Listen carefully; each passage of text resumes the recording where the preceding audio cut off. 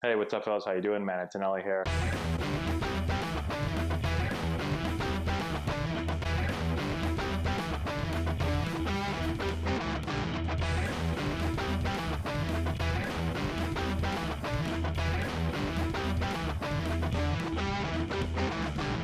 Hey, what's going on, everybody? How you doing? Matt Antonelli here. Today, we're talking about the lineup card in the dugout. So I get a lot of questions about, how do you know what the lineup is? Is there a lineup posted in the dugout? Where else is it posted? And so I was watching the Rays Royals game a couple days ago, and they were talking about the lineup card. And so let's kind of go through it real quick. Before we get into this, when you walk into the stadium before the game, when you get to the stadium, typically the lineup card's going to already be out. And so usually outside the manager's office or somewhere close to the manager's office, there's going to be a lineup card. So you're going to have an idea when you show up. If it's a 7 o'clock game and you show up at around 1, 1:30, 2 o'clock, somewhere in there, typically the lineup card's going to be out. And you'll have an idea right off the bat, am I playing or am I not playing? So that's when you typically find out. If you're an everyday starter, sometimes the manager will come up to you the night before. If you're going to have a day off that next day, he may come up to you and say, hey, listen, you got the day off tomorrow. But a lot of times you're not going to really know if you got the day off or not until you get to the stadium and check. All right, so that's the first thing. And then when you get out into the dugout before the game, this is going to be the official lineup card. It's going to be just like this. Almost every team is pretty much the same. This is exactly what the lineup card looked like from when I was playing in the major leagues. I did a video on my major league debut lineup card, which I was given. So I was given this exact thing when I made my major league debut.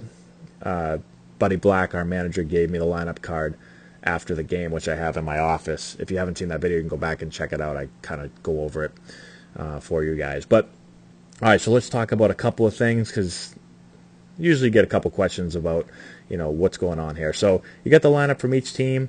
The names are right-handed hitters are in black. So all these black names are right-handed hitters. Left-handed hitters are yellow or are red. Excuse me, yellow. I don't know what I'm talking about. Red is for left-handed hitters, and then switch hitters are in blue. So you have all your lineup. You have all your players here. The pitchers right here. They've got this little like star-looking thingy right there. I guess that's just telling everybody like that's the pitcher and he's not hitting. So you've got your 1 through 9. You've got your pitcher. You've got your available position players right here. So guys that can come off the bench to either play defense or pinch run or pinch hit. And then you've got it sorted by left-handed hitters over here, right-handed hitters here, and then switch hitters are in the middle. Again, both teams. You can see the red for the lefties and then the blue for Almonte right there. I think that is switch hitter. And then you get the black over here for the right-handed hitters. Down here at the bottom, same thing. You've got available pitchers, and you've got they do their lefties in red, their righties look like it's in black again. I'm not sure if everyone uses the same colors. I'm not 100% sure. I can't even remember what the Padres did. I'd have to go up and look at my lineup card again. But typically they're going to use different colors just so you have an idea. All right. So again, name, spot in the batting order right here. Positions are going to be in that list right there. So you can see the 4, 9, DH, 2, 7, 5, all the way down. If you guys know baseball and girls know baseball, you know what the numbers are. If you don't, it just goes right around the field. So pitchers 1, catchers 2, first baseman's 3, second baseman's 4.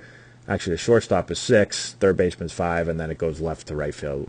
Left field 7, center field's 8, and right field's 9. So that's your positions right there.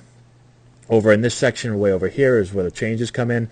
So if you get a pinch hitter or a pinch runner or whatever, they put a player in, they're going to, let's say they put someone in for Merrifield up here, okay? Well, they're going to write the name in right in there, and they're going to cross Merrifield out, and then you know that you've got a bench player right there in for him.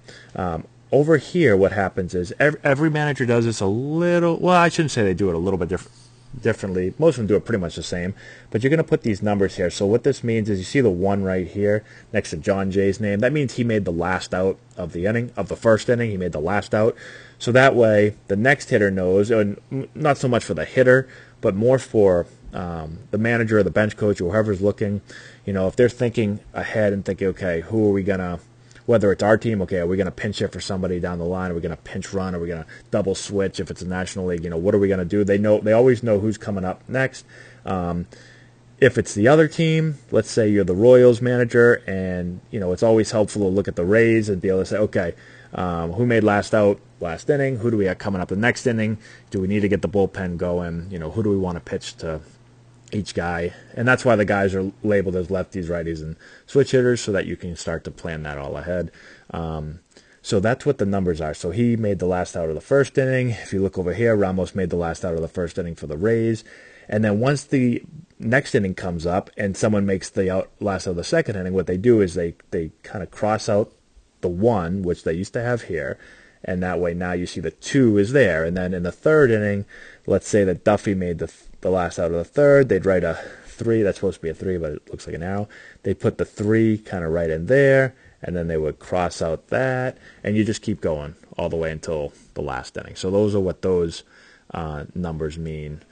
Usually, a lot of the managers I had, you can see that this manager here makes a square when he crosses out the numbers.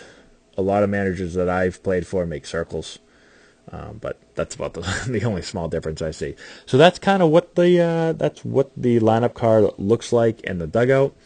And by the end of this game, there's going to be, this is the second inning right here. They took it. There's going to be these little boxes all over the place. There's probably going to be some crossed out names. Although in the American League, there's not as many changes because you don't have to worry about the pitcher hitting. And in the National League, you end up getting double switches and all this crazy stuff because typically the pitcher's going to get pinch hit for at some point during the game. So it gets a little bit messier in the National League. But that's what the lineup card looks like. Let me know in the comment section below if you have any more questions on the lineup cards.